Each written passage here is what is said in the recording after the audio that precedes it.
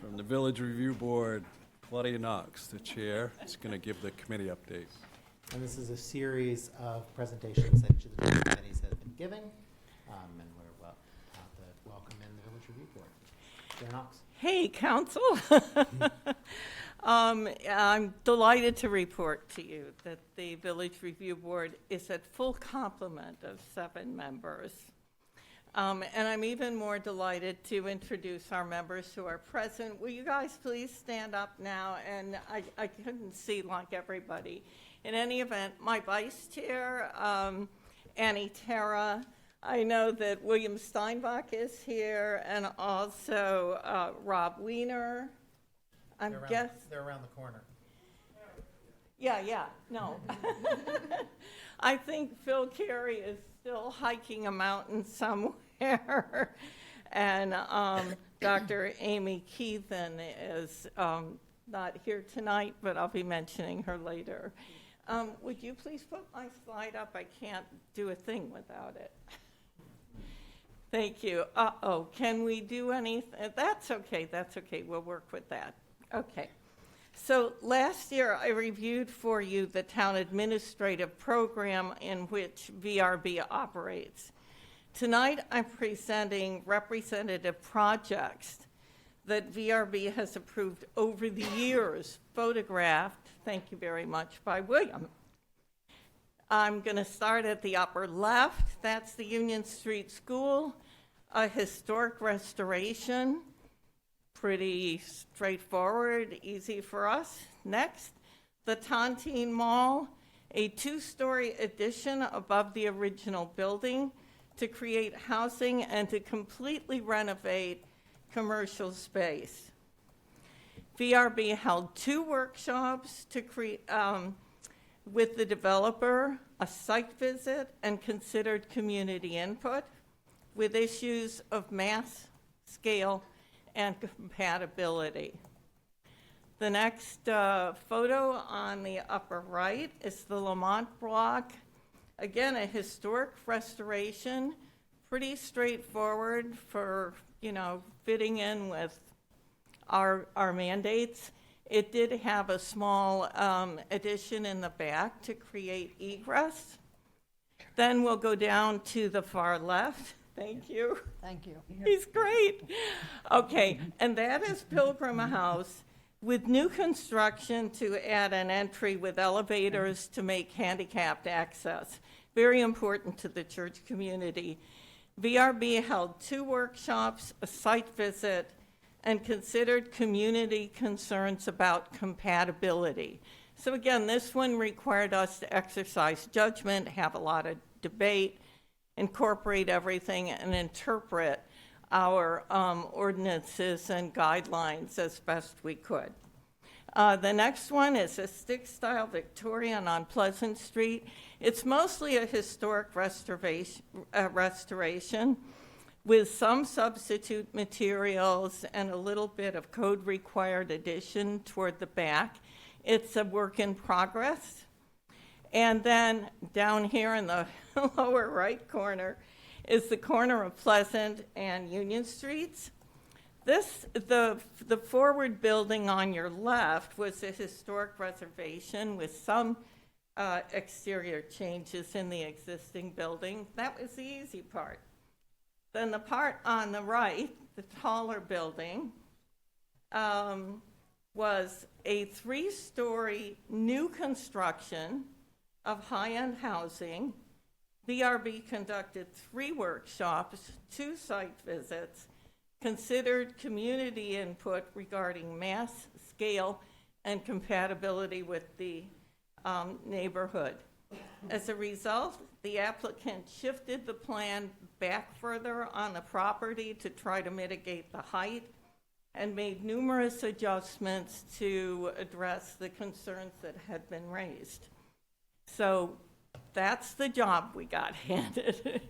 And that's just a quick glimpse in how we do it. We are excited to be planning in-service workshops led by our members.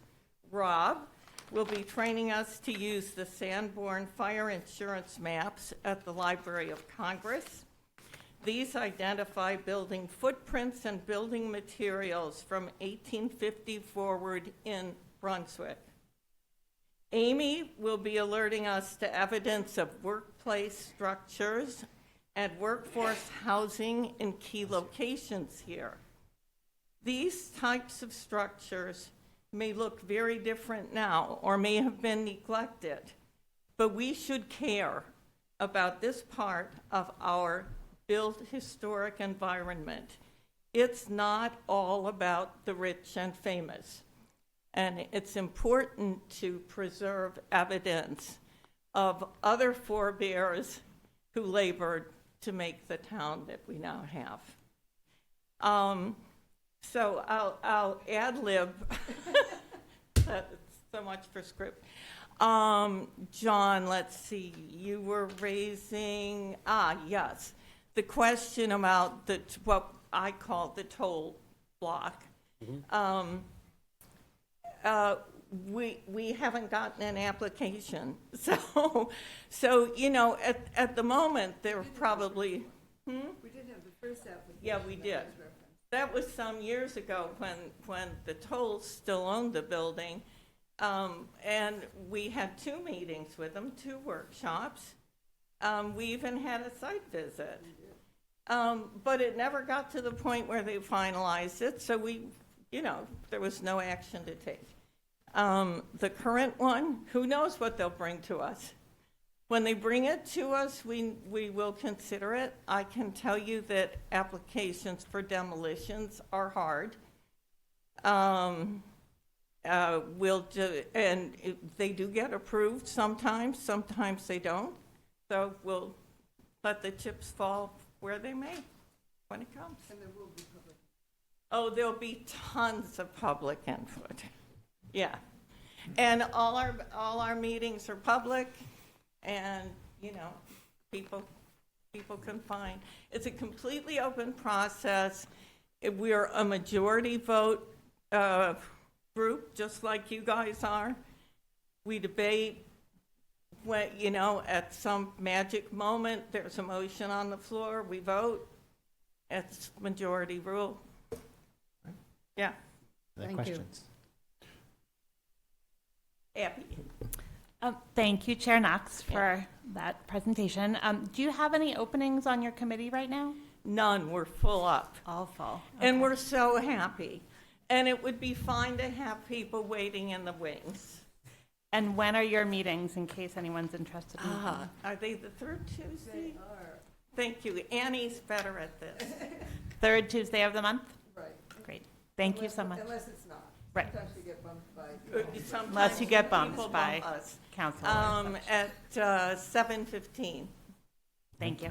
Counselor Hicks? I'm a novice, so can you describe the area that's considered the village? That you do, Oh, that you focus in on? It's one of our wonderful overlay zones here in Brunswick. Your best shot is to look at a map. It includes most of the downtown and Federal Street, but it kind of squiggles around here and there. So let me just refer people to the town website to look for the Village Review Overlay Zone, VROZ. And then you can see the exact outlines.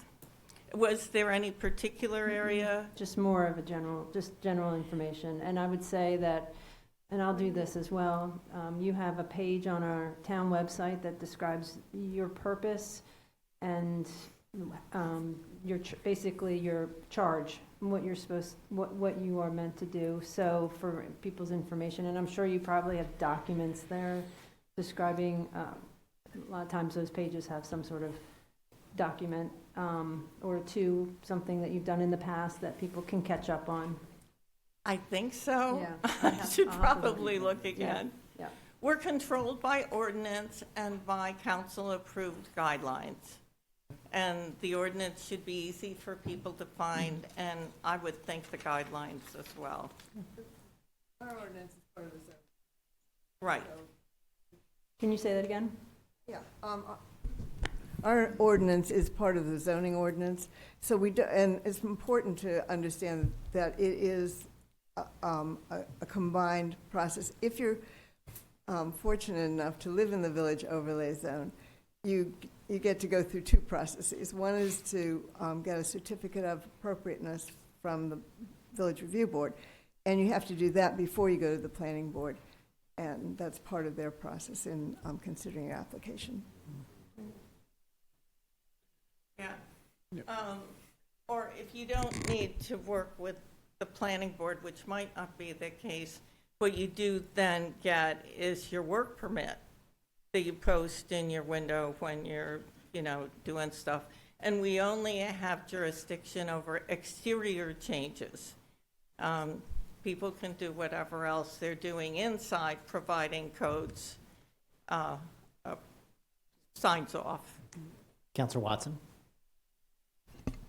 Good job. In years past, the Village Review Board was the most feared committee for people to come in and petition. I have a strong sense that has changed, and the philosophies of life have changed on that committee. Could you explain that so that people don't have that fear in the future? Yeah. Annie says we're two cute little old ladies, and we have two very handsome men here tonight as well. I mean, how good does it get? That's right. I just speaking for myself, I really see the Village Review Board as part of an overall town administrative program that includes life safety with our firefighters and includes codes. And our ordinance gives us a lot of flexibility. So I personally believe, this is not official, that people need to be able to afford maintenance. You can't preserve historic assets that people give up on taking care of. So I think it's important to bring a soup zone of practicality to the whole business of adjudicating these things. So it's difficult, but the ordinance gives us plenty of room to exercise discretion, and we hash it out, and so I hope we're less scary. The other thing we want you to understand is that we're on your side. If you're an applicant, our job isn't to say no, it's to work with you to get to a place where you can do your project and we can maintain the town's interest.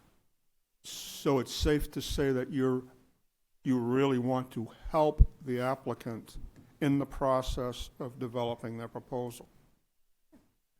Yeah, I don't want to take much more time, but I've often thought it might be helpful to have a very small budget to assist people who are trying to figure out a tough project and don't have the skills.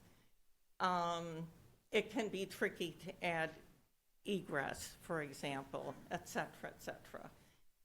But it is not our job to plan the project for applicants. Applicants bring their project. We may say, here are the sticking points. Could you come back next month, right? Because some people will say, well, tell me what you want us to do. No, we need to hold a boundary there. We can't do that. But indeed, we want to be helpful.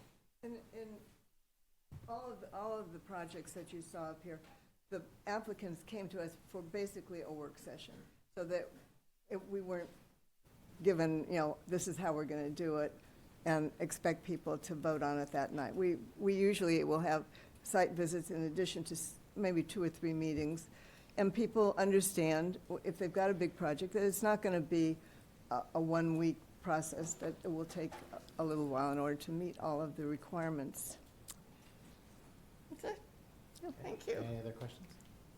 Just to reiterate, no project on the toll block before the VRB at this point. So Nothing. Is not. they could change their mind.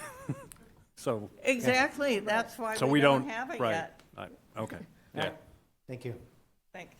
thank you.